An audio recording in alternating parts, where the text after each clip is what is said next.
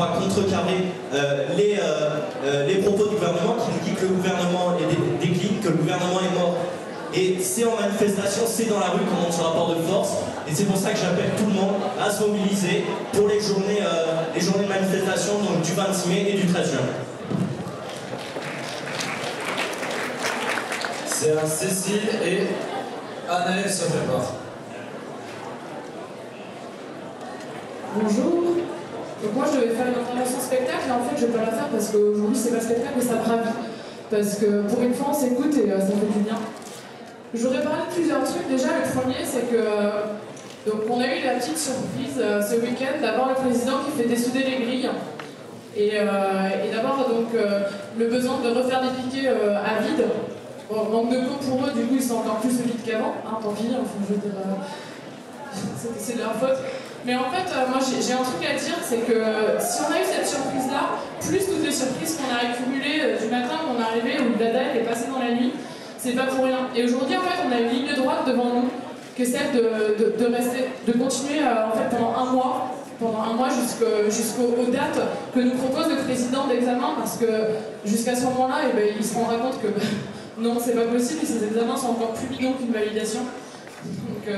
Donc voilà, et en fait pour ça, il y a une seule solution, c'est qu'on fasse une occupation totale, qu'on y passe. Ça fait 3 mois qu'on est en grève et ça fait, on commence à vraiment en avoir besoin pour organiser un service d'ordre qui va tourner, qui va faire des volantes, qui va tenir des piquets et qui va être là pour répondre si jamais le dada ou la police revient, la police dans les entreprises privées qui débloquent et qui se font courir par la police parce qu'on est des lumières rouges super violents, on est les irréductibles d'après 7 à 8.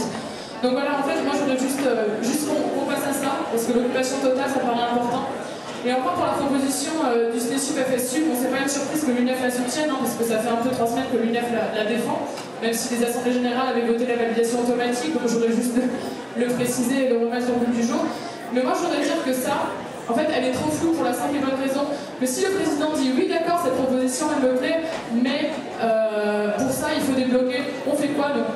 Il nous envoie les flics si on accepte cette proposition parce qu'en plus il sera légitime au nom de l'Assemblée générale parce qu'on ne sera pas capable d'avoir des positions non contradictoires.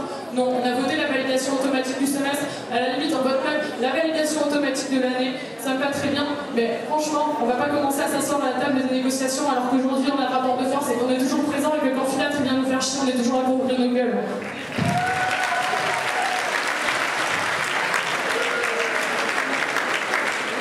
C'est à Anaël et Patrick sur les bords.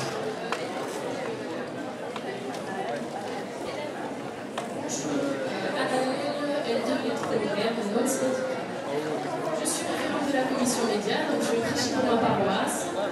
Donc la commission média sera exceptionnellement avancée demain mercredi à 10 h. Je rappelle que les porte-paroles doivent être présents. On ne peut rien faire sans eux. Donc la dernière commission média, il n'était pas là. Donc je vais essayer de récupérer tous les numéros pour les harceler. Voilà. Ensuite, vous n'êtes pas sans savoir qu'il y a eu 2 émissions, une sur TF1 et une sur M6. Qui ont été déplorables. Il faut penser à téléphoner aux journalistes. Je souhaite le faire, je veux bien le faire, mais j'ai aussi besoin d'aide pour le faire. Donc c'est l'occasion, dans la commission de médias, de mettre, de pouvoir céder ensemble. Voilà.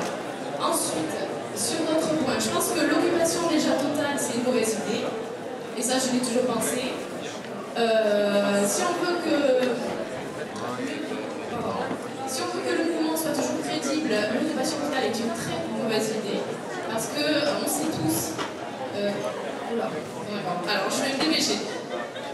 Ensuite, au niveau des syndicats, je pense que c'est dommage qu'il y ait des combats. Actuellement, il faut qu'on soit tous ensemble pour essayer de trouver des solutions à la fois pour les examens, à la fois pour la suite de la mobilisation. Et se taper dessus, je trouve ça très ridicule. Chaque proposition, à mon avis, donc pour les examens, doit être décortiquée en présence de ces mêmes syndicats, etc. Et aussi en présence de tous les étudiants, pas que le comité de lutte, pas que les étudiants d'AG, mais appelés à une grande réunion, tous ensemble avec, je le souhaite, la présidence, Libertafac, l'UNEF, le CNESUP, la GFSE, Sud, des étudiants lambda qui souhaitent être informés, des enseignants-chercheurs, des administratifs, pour voir comment on peut organiser tous ensemble des examens. Je pense qu'il n'y a que comme ça qu'on s'en sortira. peut avoir ce type de débat-là parce que c'est un débat assez compliqué. Voilà. Donc je propose donc une réunion, j'espère pouvoir trouver une date et pouvoir appeler un maximum pour que tout le monde puisse venir à cette réunion. Et je préciserai en faisant venir la présidence et tous les partis, on va dire, voilà, les partisans de chacun. Voilà, merci. C'est à Patrick d'intervenir. Et Armand se prépare.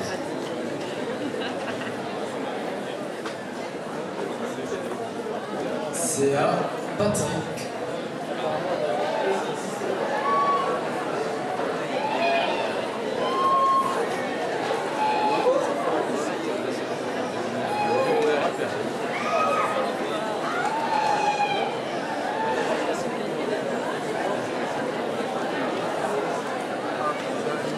Nous avons distribué ce matin et mis en ligne les propositions de la présidence en ce qui concerne les modalités d'examen. Et je vais faire une intervention, en fait, je reviendrai ensuite pour expliciter ces propositions. Et je voudrais dans un premier temps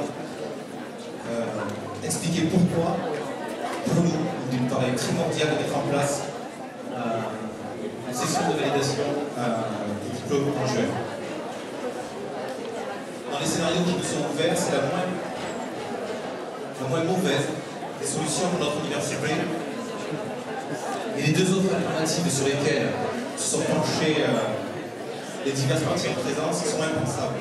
En premier lieu, la validation automatique, celle qui, je le répète, est non seulement impossible pour le devenir de nos diplômes, qui sont aussi les vôtres, aujourd'hui et demain, mais qui aussi est impensable à mettre en œuvre par nos enseignants et le personnel. En second lieu, la deuxième hypothèse qui est l'invalidation, qui est le mur dans lequel nous allons, au fur et à mesure que le temps passe, l'invalidation ou le report, qui portera un coup mortel à l'institution de césure, mais surtout qui portera un coup fatal aux espoirs de diplôme de tous nos étudiants de L3 et un coup d'arrêt au parcours de l'ensemble de nos étudiants. Quant à l'hypothèse, la troisième hypothèse, de 2 sessions en septembre,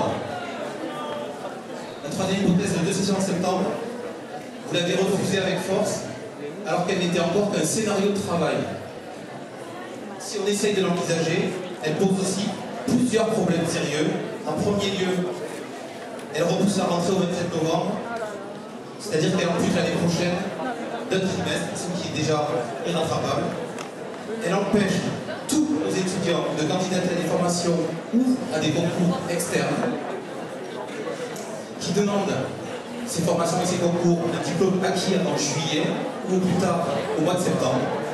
Dans le cadre de cette hypothèse, il n'y aura pas de problème. Les résultats de la session ne seront pas acquis en septembre. Et pire, elle laisse nos étudiants hors statut pendant 2 mois. Hors statut, ça veut dire que la carte d'étudiant actuelle est valable jusqu'au 30 septembre. Et dans l'hypothèse d'une rentrée au 27 novembre, on se retrouvera pendant 2 mois avec tous nos étudiants hors statut, ne pouvant bénéficier d'aucun des avantages que la carte d'étudiant propose. Alors nos étudiants lambda, comme nos étudiants boursiers, comme nos étudiants étrangers. Une première session en juin est la seule alternative possible pour qu'elle soit viable pour les étudiants comme pour les enseignants. Elle doit être précédée d'une phase de retour au présentiel, de rencontre entre étudiants et entre enseignants, dans des locaux qui sont accessibles. Et je reviendrai devant vous ensuite pour expliquer de quelle façon nous pensons possible, on va dire, la proposition que nous vous faisons pour les examens de juin. C'est à Arnaud et Sylvain se prépare. Ce serait bien qu'on puisse s'écouter, s'il vous plaît. Merci.